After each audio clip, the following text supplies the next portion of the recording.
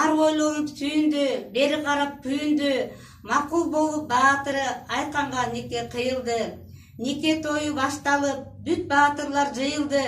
Жыл артынан жыл өтүп, Бегимжан, Канымжан төрөлдү. 2-3 жыл өтүп арадан алар уулду болушту. Азан айтып сүйүнүп, Итеке атты коюшту.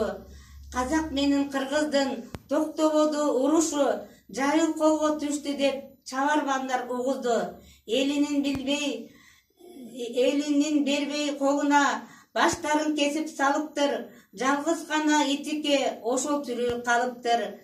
40 күндөгү болгончо байбиче токол чач жазып, кыл арканда отуруп, уулулардан ал качып, баатыр менен уулунун 40 күндүгүн өткөзүп, көзүнүн жашы көл болуп, үмүтүн үзүп албезоп деп деген ыры. Андан кийинки Темиржан апанын максаты.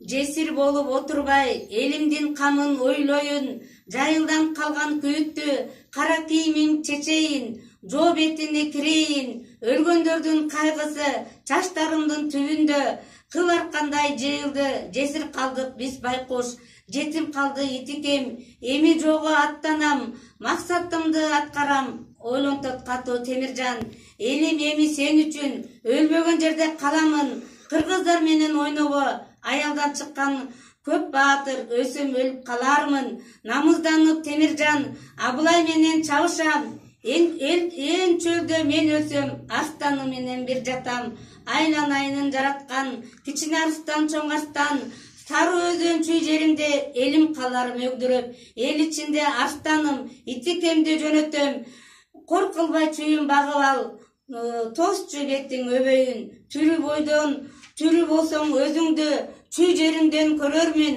айланайын каралдым, атаңдан өчүн алайын, катын баатыр келди деп кол